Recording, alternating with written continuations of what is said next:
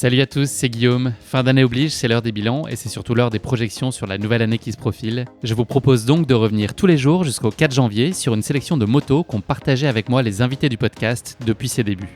Qu'ils soient inspirants, drôles, émouvants, décomplexants ou motivants, ces devises de coureurs amateurs comme élites gagnent à être partagées et qui sait, à peut-être s'inscrire dans nos résolutions de l'année 2022. C'est le moment ou jamais en tout cas. Vous allez successivement entendre dans ce 4e épisode les motos de Guillaume Artus, Mathieu Blanchard et enfin Anthony Verlaine.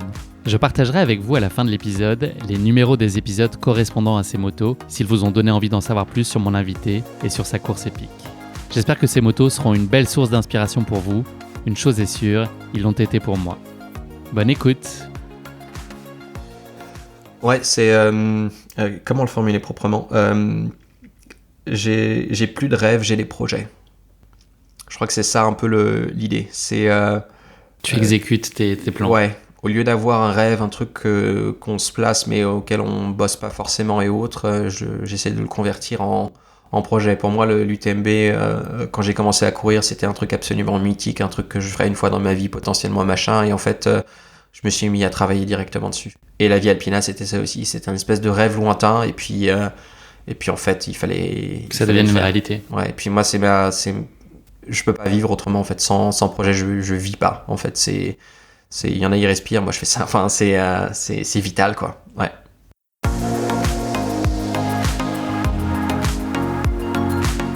J'en ai beaucoup des motos ou des sortes de devises qui m'accompagnent dans la vie, mais il y en a une qui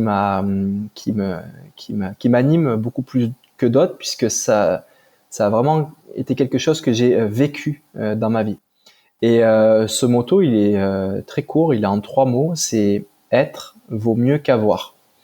C'est sûr que dans ma jeune vie d'adulte et d'adolescent, assez classiquement, j'étais quelqu'un d'entre guillemets assez matérialiste dans ma vie de tous les jours, mais aussi dans mes projets de vie qui étaient plutôt classiques, d'avoir une belle maison, voire même une maison de plus en plus grande avec de plus en plus d'objets à l'intérieur, puis des belles voitures, tout ça. Et c'est sûr que la vie d'ingénieur m'a pas aidé à me sortir de ce truc-là parce que on a un niveau de vie et puis des salaires très tôt qui sont assez conséquent pour s'entourer d'une bonne vie matérielle. Et voilà, mes expériences de vie, petit à petit, m'ont fait prendre conscience, c'est drôle, mais les plus fortes émotions de bonheur que j'ai ressenties, c'était à des moments dans ma vie où je n'avais plus rien. J'ai plusieurs exemples. Il y a eu... c'est sûr, il y a eu Koh-Lanta récemment. Je me souviens d'un moment où j'étais assis sur la plage avec mes compagnons d'aventure, puis on n'avait rien du tout, mais matériellement on n'avait rien, on avait juste une machette et puis on avait construit une petite cabane et on était assis le soir et tous les soirs on faisait ça et on regardait le coucher de soleil et j'étais rempli d'une sensation de bonheur que j'avais rarement vécu et puis je me disais mais c'est fou d'être autant heureux à ce moment-là et d'avoir rien autour de toi et ça m'a vraiment marqué cette expérience-là.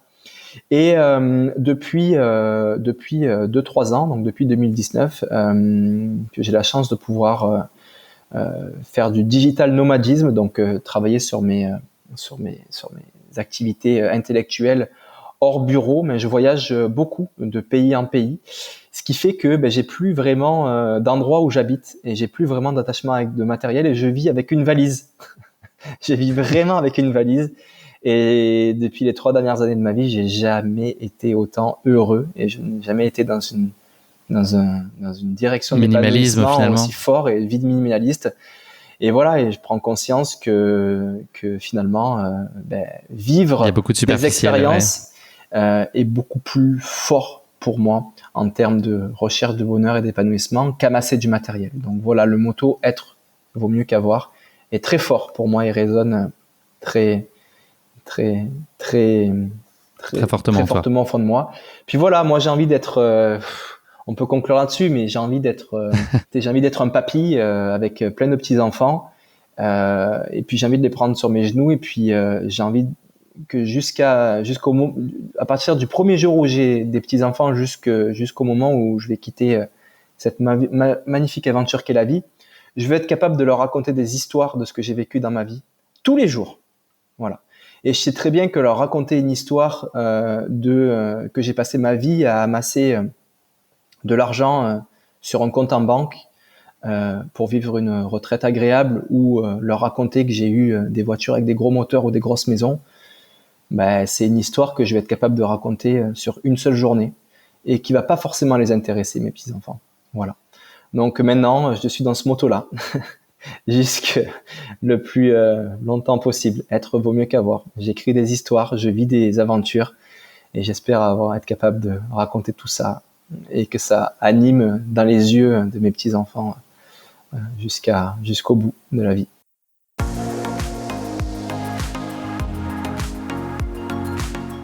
Ben écoute, oui, il y en a une que je commence souvent mes conférences avec cette devise, c'est on a tous 2 vies, et la deuxième commence quand on réalise qu'on en a qu'une. J'ai cru que tu allais dire on a tous quelque chose en nous de Tennessee. C'est aussi une chanson en tête. Je viens de dire un truc super profond et tout, et là ça y est, tu t'arrives avec Johnny, quoi. Oh là là. Non, mais c'est un motto effectivement riche de sens. Mais je trouve qu'elle a surtout beaucoup de sens vraiment par rapport à mon parcours, moi, où quand j'ai décidé de changer vraiment de vie et de faire ce qui me faisait rêver et ce qui m'animait quand j'étais gamin, et ben ma vraie vie a commencé là. Donc c'est pour ça que je la cite, parce qu'elle a beaucoup de sens. Ouais. Vous avez entendu dans cet épisode Guillaume Artus, que j'ai reçu dans l'épisode numéro 22, 24 heures chrono, une course originale de 24 heures qui prend son départ au centre de l'Angleterre et pour laquelle il faut parcourir la plus longue distance à vol d'oiseau en 24 heures. Le deuxième moto de cet épisode est signé Mathieu Blanchard. J'ai eu l'occasion d'accueillir Mathieu dans l'épisode numéro 51, Surprise électrique, épisode dans lequel il nous a partagé son phénoménal UTMB 2021 qu'il a vu signer une remarquable, retentissante et inattendue 3e place. Dans cet épisode, Mathieu revient plus largement et surtout plus longuement, puisque l'épisode dure quasiment 2 heures, sur son parcours de sportif, mais aussi son parcours de vie. Alors certes, cet épisode est long, mais c'est aujourd'hui l'épisode favori des auditeurs de l'année 2021. C'est donc un incontournable. Si vous avez 2 heures devant vous et que vous ne l'avez pas encore fait, je vous suggère vivement de l'écouter. Le 3e moto de cet épisode est signé Anthony Verlaine, que j'ai reçu dans le tout dernier épisode de l'année, le numéro 59.